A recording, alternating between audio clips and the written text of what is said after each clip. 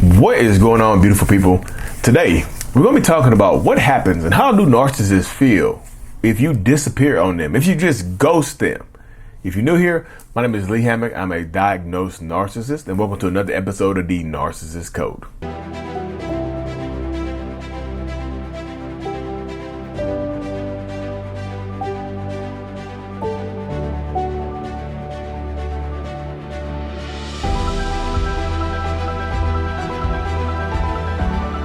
So boom, welcome back, folks. Welcome back. Yes. Yep. Before we hop deep into today's episode, y'all, if you haven't already, make sure to check out my kids' book on Amazon. Remember, it's not your fault. It's a good conversation starter for you to have those tough conversations with your kids about toxic relationship dynamics, telling them the truth, body positivity, all that other good stuff, loving yourself. Remember, it's not your fault. But yes, y'all, come on now. Come on. How do narcissists feel when you disappear on their asses? When you just go ahead and pack your stuff up without them knowing and you vanish without a trace? Everybody can't. Let's say this: everybody can't vanish without a trace, right? Not every single person can vanish without a trace because people have kids, people have careers, people have different things going on with their narcissistic partner or parent or whoever it is. I understand that, but what happens if you do? Like, even if you do have kids, what happens if you leave them without a word? Like, of course, you got to co-parent with them. You got to contact them later on. But what happens when you do leave that narcissistic person without a trace, without, like, you know what I mean? You see what I'm saying? It's just in this space right here. What would happen right there? A lot of them lose their damn minds. A lot of narcissistic people, their first thought, if they come home and you're gone, is that you moved on with somebody else. That's the first place a narcissist's mind goes, is that you have somebody else. Ain't they crazy? Like, the first thought is like, damn, you must have somebody else. You wouldn't leave me for any other reason than you having someone else. That's the only explanation why, right? The only way you would leave me is if you had somebody else on the side. If you had somebody else set up waiting. Because guess why? Guess why they think that? Because they would. Because the narcissist in your life would have somebody, they might already have somebody else waiting or in the wings. They might have somebody waiting to take over. They might have somebody waiting to do this type of stuff right here. You see what I'm saying? They might have somebody right there waiting. They might have been emotionally grooming someone else to take your space, and they wasn't ready for you to leave, right? Because being ready for you to leave is one thing, being unready is another. So if they're ready for you to leave, if they've been doing the reverse discard and you leave and you ghost them, a lot of them will move on very fast, y'all. Even if you do live, like I said, a lot of them will try to move on very, very fast because they don't want to be by themselves. But if they were not ready for you to leave, some of them will still move on fast, try to find a temporary supply, a transitional supply, maybe not somebody that's going to stick with them, maybe somebody just to get their needs met, whatever those needs are, maybe somebody to pass the time by, right? If that happens in that space right there, then like I said, some of them will lose their minds, but some of them will absolutely come after you. They will, yo. I'm just telling you, if they're not ready for you to leave, they will come after you. They will try to find you. They'll be reaching out to you. They'll be reaching out to your friends and family. They'll be calling everybody. They'll try to hunt you down they'll try to hunt you down like you're damn Dog the Bounty Hunter. Like you jumped the bounty, and they are Dog the Bounty Hunter. They're trying to find you. They're calling friends and family members. They're showing up at your job. They're writing letters. They're doing whatever it takes. They're blowing your phone up from different numbers, from text now numbers. They're trying to get in contact with you. Guess what, y'all? Guess what excuse they'll give? Look, can you please just let me know you're safe? And they are the person that you need safety from. I just want to know you're safe. Can you please do me that favor? If you ever love me, if you ever had an ounce of love in your heart for me, will you please just let me know you're safe? That's the mentality. They want you to let them know that you are safe, even though they are the person that you need the most safety from. And this happens to everybody, y'all. I'm just telling you, this is the mindset. This is the mentality that so many people face right here.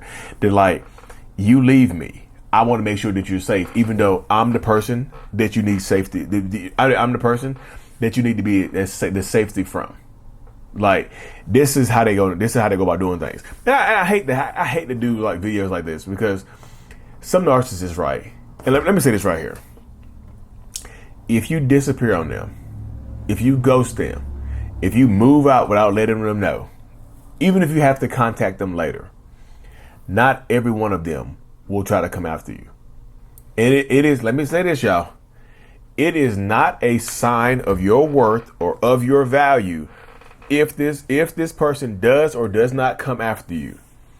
Because so many people just like, well, Lee, I didn't get hoovered, so they didn't try to come after me. They didn't blow up my phone. They didn't call my parents. They didn't call my friends and family. They didn't call their own friends. They didn't try to third party hoover me, so I must not have mattered to them. No, that's not it. Sometimes their ego gets in the way and won't allow them to reach out. The shame of rejection, their rejection, the narcissistic injury that you created by leaving them like that is so big that they can't get over it, right? They can't get over it. They can't get past it. There's so much shame and anger and embarrassment from this happening, even if nobody else knows. Even if you did it quietly and didn't tell anybody, they think you told everybody. They think everybody else is going to know. They think their reputation is on the hook right now. So their shame is so high that some of them will not reach out to you, which can cause some of y'all on the other side of things. This can cause some of y'all to get itchy, to get antsy. You be like, ooh, I need a hit. You start itching. You want to hit. You want a hit of that narcissism. You want a hit of that narcissist, right? So when that happens out, this is the space that so many people fall into.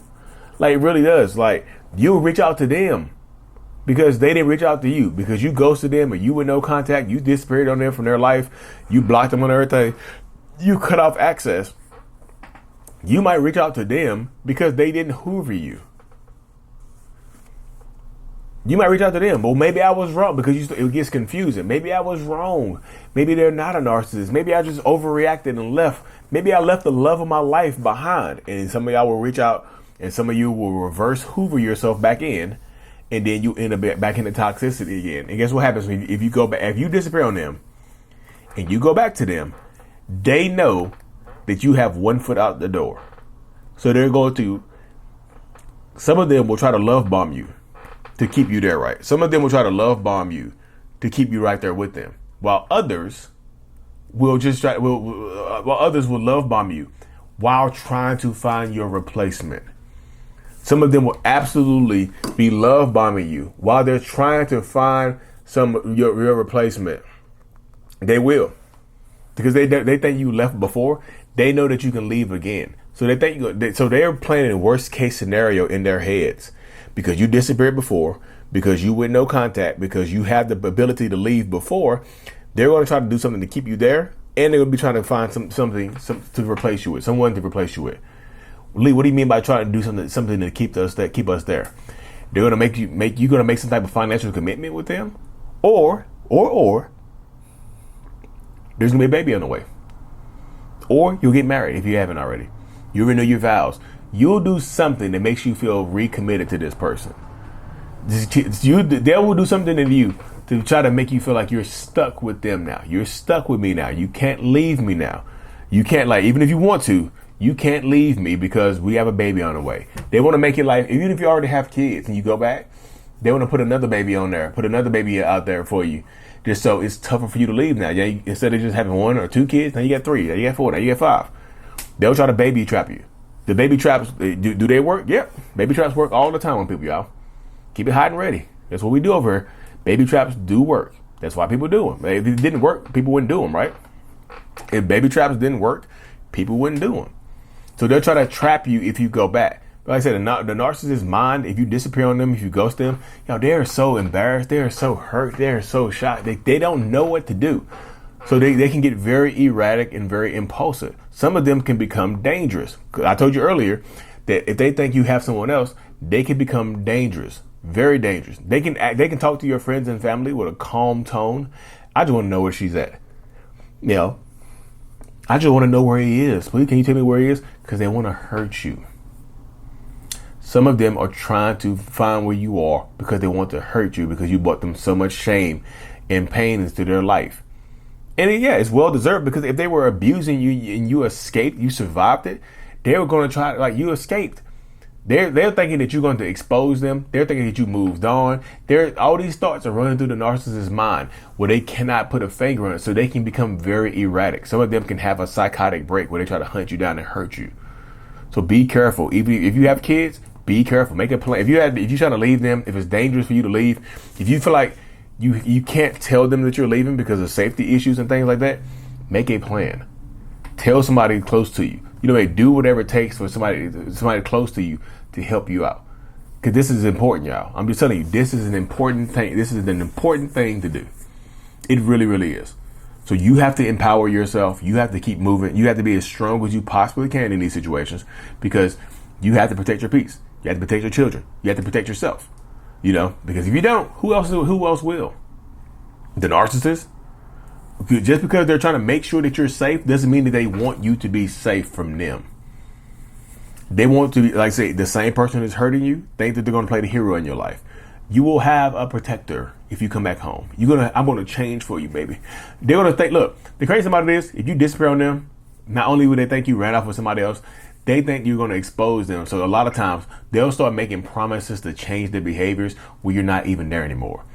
They'll be texting you. They might actually start moving stuff around the house. If you wanted them to paint, they're painting. If you wanted to get a new bed, they're getting a new bed. You want a new TV, they're buying a new TV. They're doing the things that you wanted them to do, but while you were still there, now that you're gone, to try to entice you back. It's kind of like leaving a trail of leaving a little trail of empath breadcrumbs, little empathetic breadcrumbs, little compassionate breadcrumbs, little bait, some bait for you to bite, for you to reel you back into this relationship and to do more harm to you. So you have to protect yourself, y'all. You have to protect your peace.